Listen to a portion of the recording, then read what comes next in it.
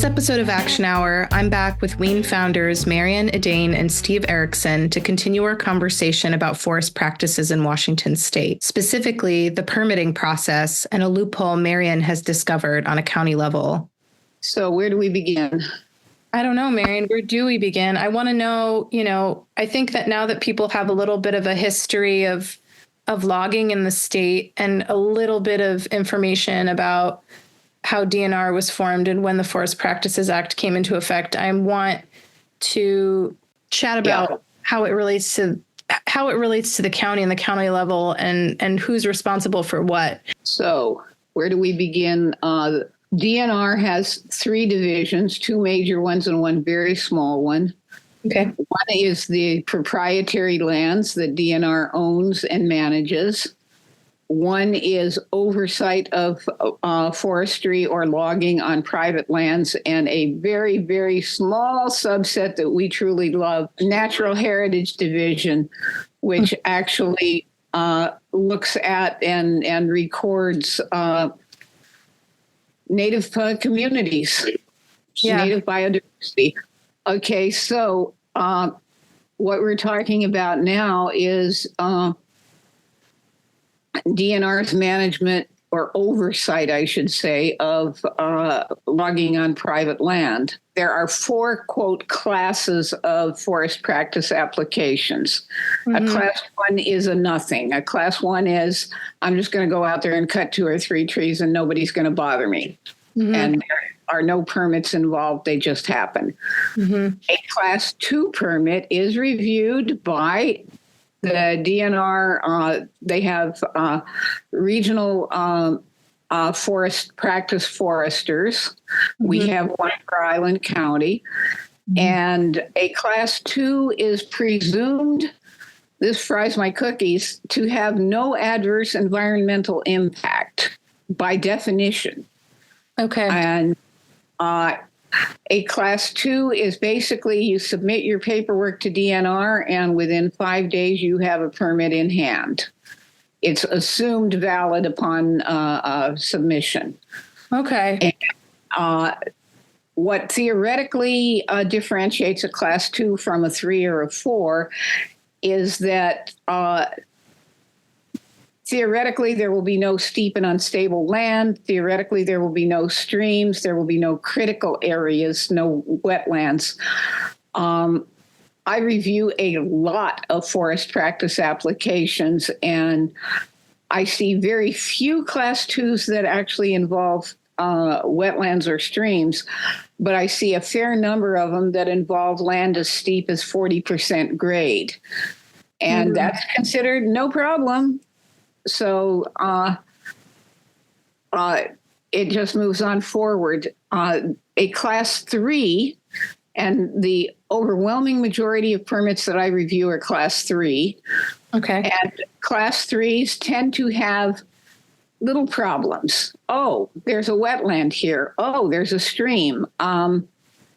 There are steep slopes. There are critical areas of one sort or another. Again, class 3s, by definition, are assumed to have no adverse environmental impact, and Island County has no authority over either class 2 or class 3 permits. DNR issues the permit, and Island County can stand and watch, and that's all. And so people apply for forest practices permits anytime they want to cut anything on their land. Is that? No. No? So a class 1 is if you are cutting less than 5,000 board feet, and that's roughly one logging truckload. Mm-hmm. Also, anything within, I love this, 1 1/2 tree heights of a structure frequented by humans is considered, quote, prior converted, and you can do whatever you want. And we've actually seen, we have one case that is driving all of us nuts. This person built a little shed, shack, whatever it was, in the middle of his property. And Island County had no problem with that. It was smaller than the minimum. I think it's 120 square feet. I'm not sure of that. Yeah.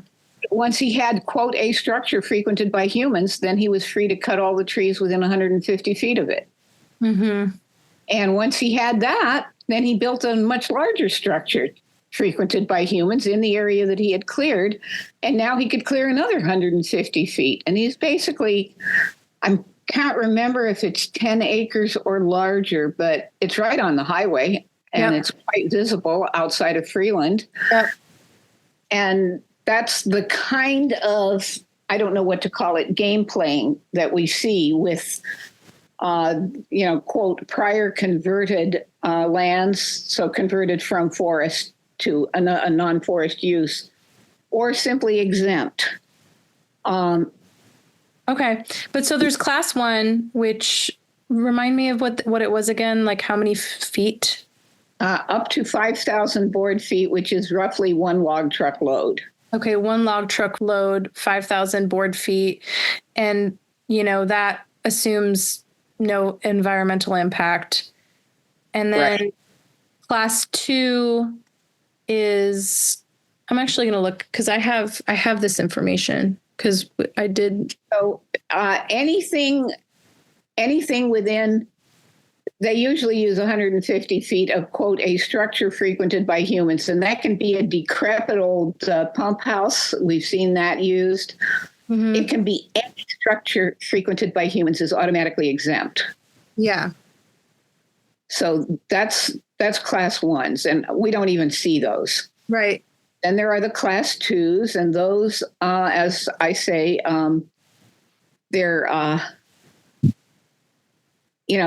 presumed to have no adverse environmental impact, and that drives me crazy. Yeah, okay, Steve says yes, less than an ordinary adverse. Yes. I have the actual definitions here from our sheet that we made. Class 1 forest practices are, quote, minimal or specific forest practices that have no direct potential for damaging a public resource.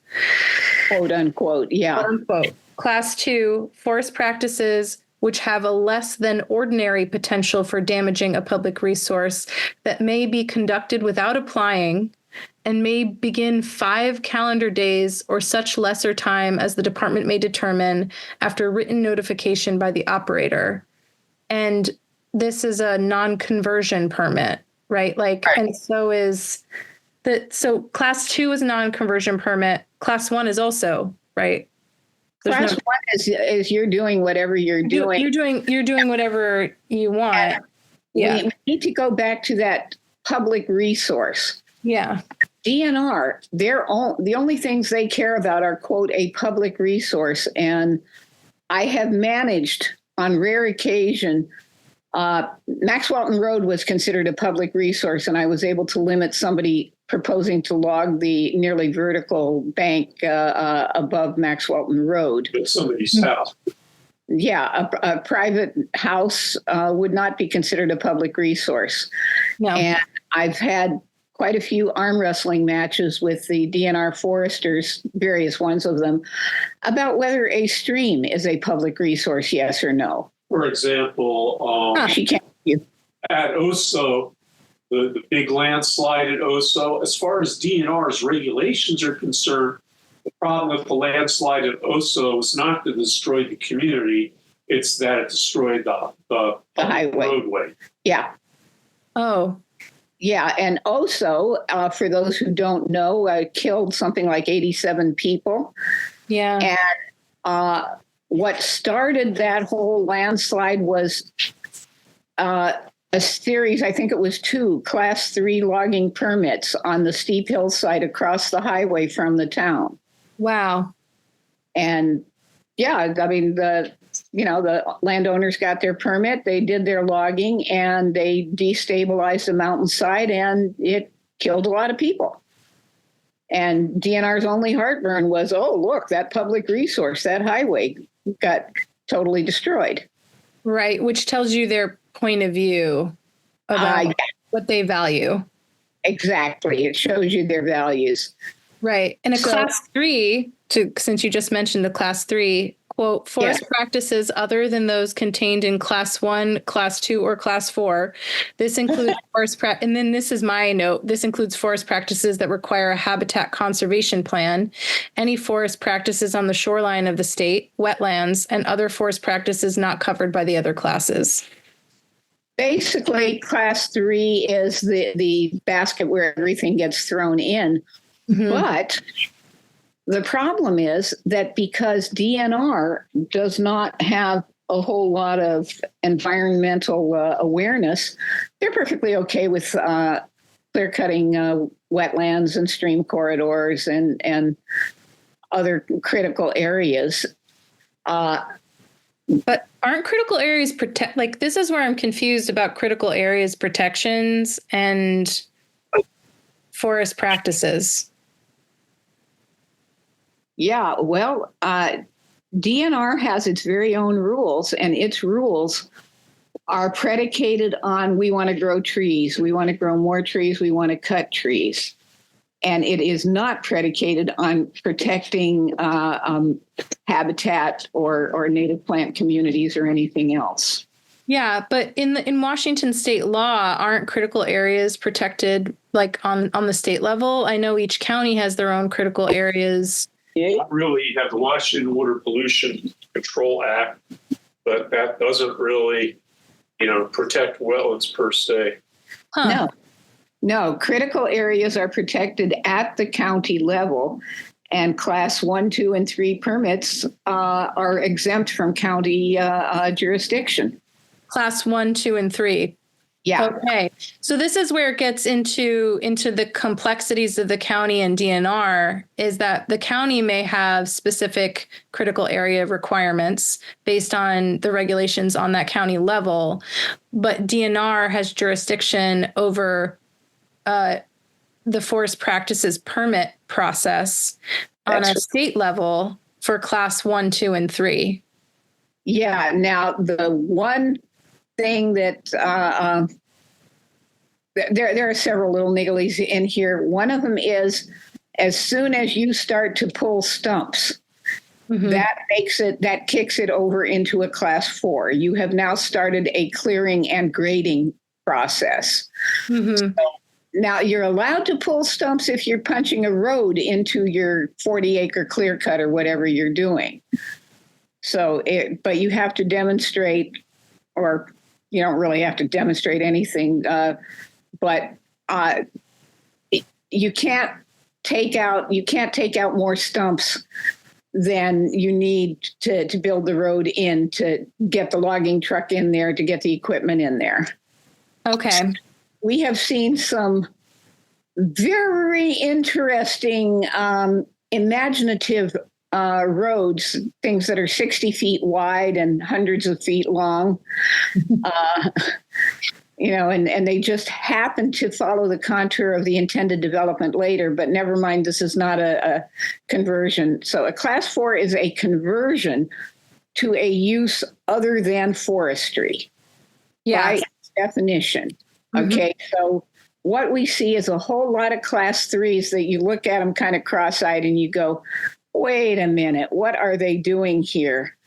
And it's really obvious that this is a pre-development logging, but as long as they don't cut the stumps, they can do whatever they want.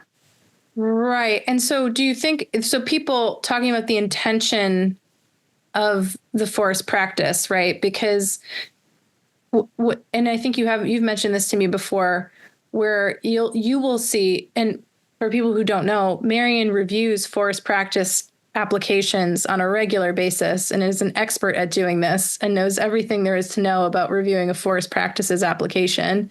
Not quite everything. Well, but a lot. And kind of through experience, you can kind of tell when somebody has submitted under a Class 3 with the intention of a Class 4. Is that what you're saying? Time and time and time and time again. Mm-hmm. And okay, so many years ago in 1990, we put together a coalition of island communities, and we went to the Forest Practices Board, which oversees DNR, and said, here is our list of things that need to happen on islands because islands are special. And they sliced and they diced and they basically trashed everything except one condition, and that is that you cannot do a clear cut larger than 40 acres on an island. Okay. We've invoked it a few times. So that still stands, that you can't Still do stands, that 40 acre limit. However, and there's always a caveat that if they leave a 200-foot wide strip, they can do another 40 acre clear cut next door. And then when the new trees, theoretically, because it's a non-conversion, it's going to be a class 3. When those new trees grow to be, I think it's about 6 feet tall, somewhere in that neighborhood, then you can cut the 200-foot strip that you left between the two. Really? Really. That is an incredible caveat. And yeah, we've seen that one invoked up in the Freeland area. Wow. Anyway, no, so one of the very few limitations that we have, and we've been to court on this one, is that if you log under a DNR permit, you are committing yourself to 6 years when you are not going to do any development. Now, Island County and some other counties, I should say, have for years had a little law that says, well, you just come to us and ask us to lift the development moratorium, and then you can go ahead and develop. And we went to court over this, and we got a partial victory. If any critical areas were harmed in the logging, which would have been protected under Island County's critical areas ordinance, then forget it. You're not going to lift that development moratorium until and unless you fix the damage you did. I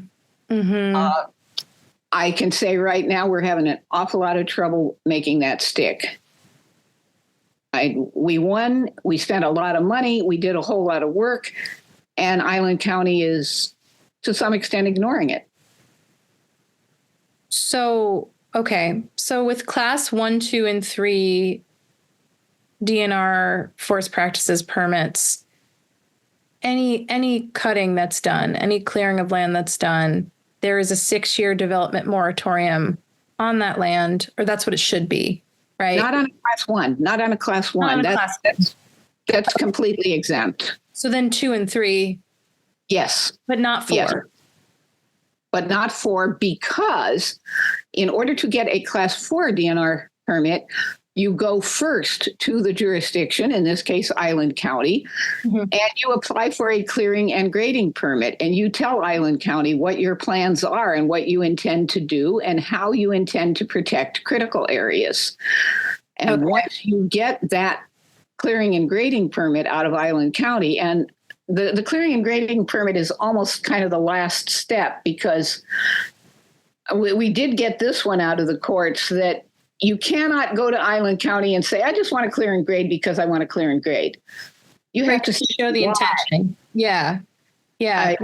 What is the ultimate purpose for doing that? Exactly. So you have to go through that entire process with the county. And when you are at the end of that process, you get your clearing and grading permit, and you take that to DNR, and then DNR issues you that class 4 permit. It's almost meaningless. Like you've been through the whole shebang with the county. And then, at the very end, you go to DNR and say, can I have a class 4, please? Right. But once again, even with a class 4, the county doesn't issue that permit. DNR does. Right. But the county does issue the clearing and grading permit. Yes. Okay. And the clearing and grading permit, and this is very, very important, is subject to SEPA, State Environmental Policy Act. And I can't tell you how many clearing and grading permits we have stopped or changed because we have challenged their SEPA determination. Yes. And we did go over SEPA in another episode, but this is the part where you have to prove no adverse environmental impact, right? Highly theoretically, yeah. Theoretically. I mean, Or have a mitigation plan in place for the environmental impact that is going to occur. right. Yeah. Okay. So that's where the environmental, well, it's not, SEPA is not an environmental protection act. It's an environmental policy act, but that's theoretically where an environmental safeguard comes into effect when it comes to a development permit. Yes. And what we have seen time and time again, and I get very frustrated with certain of our county commissioners and with staff who say, oh, well, they can't log that wetland. Well, yes, they can, as long as they do it under a Class 3 permit. Mm-hmm. And they may then come back to Island County and say, okay, we're all done with the logging. Would you please lift the development moratorium? And then we have to be there to say, no, you can't lift that development moratorium because critical area damage was done, which would not have been allowed if they had gone through the proper process. Right. And this is where the loophole in the permitting process becomes clear to you, because people are purposely using the Class 3 so that they don't have to go through the SEPA determination process and do what they should be doing on behalf of critical areas, and then asking the county to let them develop anyway. Yeah, I mean, it's, rather than asking permission, they're asking forgiveness. Right. Right. Okay. And so what exactly what exactly would you like to see from the county around this process? That I'm going to hand over to Steve because he's got this all worked out. Steve? There are limited things the county can do as compared to the legislature fixing these problems at their base. Mm-hmm. In terms of what the county could do, the county could finally remove the incentive for logging being done under the guise of it not being a conversion, and it really is. And currently, the time limit for how fast you can convert after logging, if you haven't declared an intent to convert, is 6 years. Mm-hmm. And that's actually 6 years from when the permit is filed, not 6 years from when it's actually logged even. Oh, so interesting. Yes. So literally somebody can just wait, get the permit renewed. I guess it would be twice in that time period, which we see DNR do all the time, renew permits like that. Then do the clear cut and say it's 6 years later, even though we just logged it last winter. And lo and behold, we're selling it for development. No restrictions. Wow. Another loophole. Yeah. That's a cobbled together system. Uh-huh. Or just wait 6 years, because in the grand scheme of things, the logging, is intended to pay off the land. Mm-hmm. And you wait 6 years, and that's when you make your big profit by selling it for development. Mm-hmm. So what the county could do is, under the Forest Practices Act, the county cannot pass any laws that specifically regulate forest practices. But the county could pass a law saying that we're going to say if a place has been logged under a non-conversion permit, Mm-hmm. we're not going to approve development on it for, and then fill in the blank, what is an economically meaningful amount of time, so that anybody who actually wants to develop is going to take responsibility and say, we intend to develop. We'll either do it as a Class 4 or as a conversion option harvest plan. Either way, it means we're out of the wetlands. We're out of the, their buffers. Okay. Right. So what the county could do is, the county couldn't tell people what to do on their forest lands, but they could pass a law that would incentivize people to file under the right permit to start with. Right. The county could simply adopt a code, part of their code saying, we're not going to approve a permit for any place logged under any development permit, for a place logged for a land logged under a non-conversion permit for a period. And my sense is 10 or 12 years would be adequate. Right, because it's a long enough time that the loophole wouldn't really be beneficial. Like any loophole that could be found initially would really kick it out to such a long, like give it such a long timeline that people would be de-incentivized to. The amount of money you made from logging the wetland, from taking the piece out of the wetland, is probably not going to be counterbalanced by the hassle. Right. It would be too much of a hassle. So creating enough of a hassle for people to like do the right thing in the first place, which is go through the process. Yeah. So the county could do that. What the legislature could do, and obviously the Forest Practices Act just needs major reform in all kinds of ways. But what the legislature could do would be to amend it to say that, there's kind of two approaches here. One is really broad scale, saying that county critical area regulations apply. They take primacy over the Forest Practices Act. It's the simplest way. Yep. I think any rational person who cares about the environment would favor. There is an arguable case to be made, an arguable argument to be made that, for the big forest industrial landowners, that's somehow too onerous for them. So therefore, we're not going to hit them with that. So instead, what could be done is to parse this out in terms of the Growth Management Act's designations of resource lands of long-term commercial significance. The Growth Management Act makes counties designate agriculture and forest lands of long-term commercial significance as resource lands. Island County determined back in the 90s, in the late 90s, it has no forest resource land. It has no forest land of long-term commercial significance. The Forest Practices Act and DNR take absolutely no notice of those designations. Counties have a lot of effort, in planning and designating these. And, it's like, why bother? It has no real effect in terms of what the lands are supposed to be used for, logging, or not.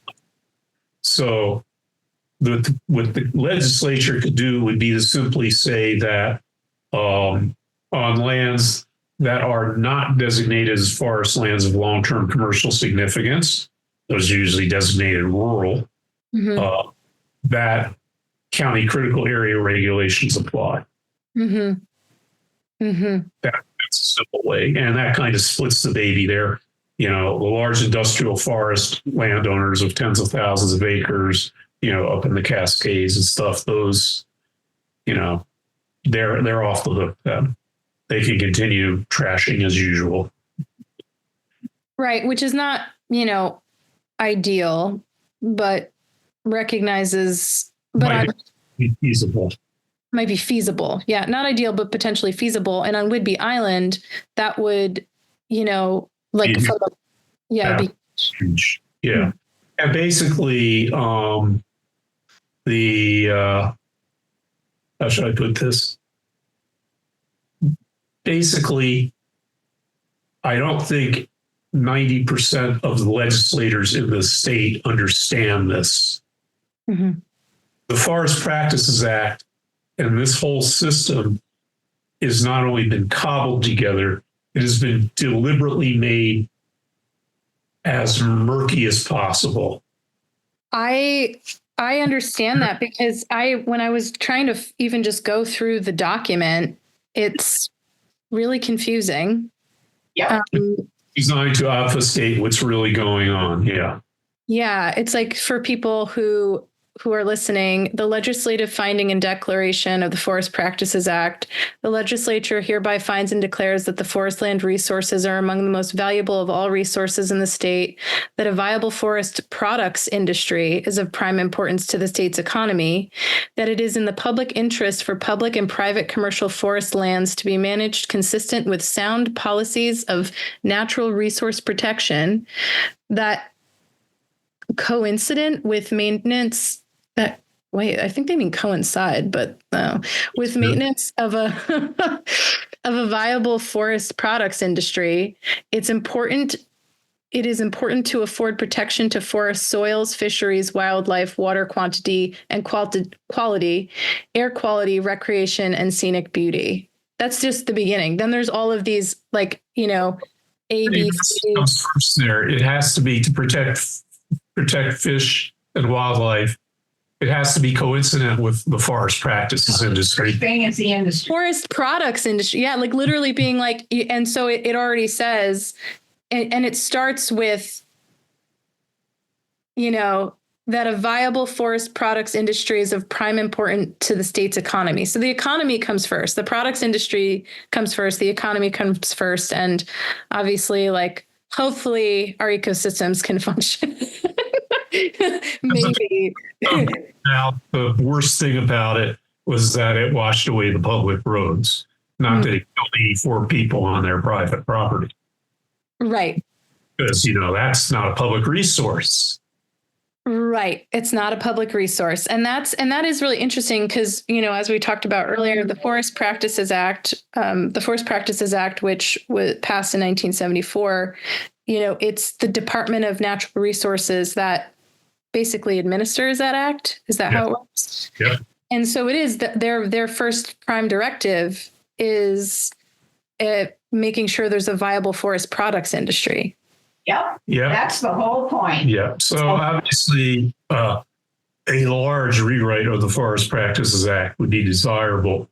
But even just, being selfish here and looking at Island County, right, and San Juan County too, for that matter, even just changing that regulation so county critical area regulations apply on the non-resource timberlands.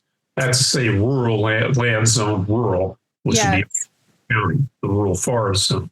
Right. Because treating our rural lands as if they were commercial forest lands is absurd. I mean, the state's gone through this huge thing, these huge wars and, over political wars, over growth management act planning. And part of that was saying, you have to say, what are your resource lands here? What are your agricultural lands and your forest lands of long-term commercial significance? And you have to conserve those for the purpose. And the Forest Practices Act totally ignores all that. Mm-hmm. I mean, it just ignores it. It has no place in there at all. Mm-hmm. If you look at the Growth Management Act, first there was the Growth Management Act. Then, because obviously it interacted, the Shoreline Management Act was basically made part of that. Mm-hmm. That is kind of the third leg there of that stool. And, that's still the odd man out. And it still takes primacy. I was going to say, it also supersedes all of the other ones for. Yeah, and why is that? It's a historical artifact because timber is king. Mm-hmm. What else do you use forest lands for? And, timber is so important in the state economy. I mean, well, is it now? Nowhere near as much as it used to be. It's, it's a major industry, but it's not the driver of Washington's economy anymore. It hasn't been for, many, many decades now. Mm-hmm. Mm-hmm. Yeah. Are there any plans for a rewrite of the Forest Practices Act in the legislature? Are there any? Well, I don't know if I'd say there are plans, but with Dave Updegrove now to, go over to current political situations, Dave Updegrove, he's already said publicly that, he is going to stop logging of legacy forests. So I think there's a real opportunity here for the first time in a very long time to maybe get some substantive change in the Forest Practices Act about some of these problems, such as the one with, ignoring critical area protections at the local level, all the loopholes that are in there. Mm-hmm. And, maybe on a slightly larger scale, maybe we can start shifting the Forest Practices Act to align with the concept of we're going to try to extend rotation ages for all those environmental and ultimately economic benefits once that's going, and shift the emphasis on wood extraction for now into thinning and fixing really all the plantations that are out there on both public and private land.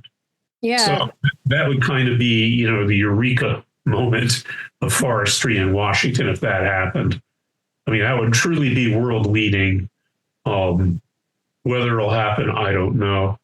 I don't know if you want to include this in the podcast, but I sort of have on one of my lists contacting a whole bunch of different organizations involved with different aspects of forestry in Washington and thinking about putting together some meetings that could potentially evolve into a coalition of some. Yeah. I mean, if we each go up to Grove with, our wish list, with, our main demand, whatever, the chances are we're going to trip over each other. And the other problem, of course, is he's going to be very busy, Right. It's going to be kind of a discombobulated mess, as opposed to if we can come together as a unified whole. Just looking at the original declaration, it seems to me that if just like one word would really change this act, and if it was that a viable and sustainable forest products industry is of prime importance, like dozens of ways to rewrite that. That would probably not be as wordy and more all-encompassing. just sustain, because what you're talking about with the changes that you think would be helpful create sustainability, ecosystem sustainability. It creates economic sustainability. It recognizes the whole. I think the big thing about like the mining mindset is that it ignores every other aspect. Yes. Yeah. Except for the extraction. Yeah. So, for instance, compare the difference between saying forestry is important to the people of the state of Washington because of both its economic and environmental importance, compared to forestry is important to the people of the state of Washington because of its environmental importance and the economic benefits derived therein. Yes. That's David Haskell's wife, Kiki, says that the economy is a wholly owned subsidiary of the environment. Yes. Yeah. Yes. Yeah. Not often recognized. Not often recognized. You're right. And I think that's a big part of the issue is these things actually aren't environmental protections and ecosystem preservation is not incompatible with economic prosperity. I think it's the way that it's kind of been, I don't know, like there's kind of like a lore around that. Like you have to either or instead of both, right? Well, first there was the environment. Then somebody needed a tool, so they picked up a rock. Somebody else picked a rock and said, "Hey, that's a good-looking rock. Could I have that?" And lo and behold, the economy was born. You're right, though. Okay. Well, anything else you want to share? No. I think we've rung this one out. Yeah. I think so too. Okay. Well, thank you both. I appreciate the conversation and the illumination, and we'll be back and we'll talk about something else another time. Another man up in the pulpit in the state house, head of the table with the black pen, scratching egos, talking too loud, externalize every outcome, every warm gun, every profit, and kneeling down to the flashing numbers, the NASDAQ, the cold constructs, running backwards to just keep moving, just keep moving, just keep moving. Unlearning every lesson that our mothers tried to teach us. This podcast is a production of the Whidbey Environmental Action Network and is made possible by our generous donors. Produced, edited, and mixed by me, Amanda Bullis. Special thanks to Marianne and Steve for their years of service through action and for lending their voices to this podcast. To WEAN's Executive Director, Marnie Jackson, and our board for their leadership. Special thanks to Whidbey musician and WEAN board member, Nathaniel Talbot, for letting us use his track, Intuition, from the album Animal, available on Bandcamp. Every day on your paycheck, a volume of confidence against the idea of your body being put into your own hands. So please don't hold it, please don't hold it, please don't hold it back. Unleash the power, the straight logic of compassion. What I need now ain't that old religion or the cold hard facts. Just need a woman's intuition, get us on track.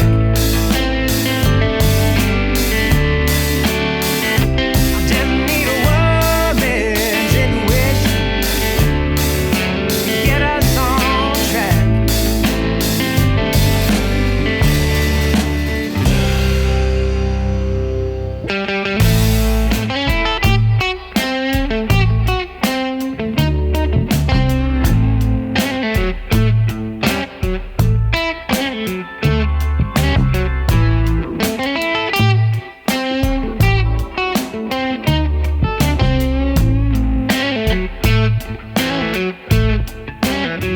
Stepping out of the shadow of a false man's allegory, slowly erasing that old violence from the story, recoupling emotion, slow emotion to intelligence, granting the planters, healers, teachers, feelers a new relevance.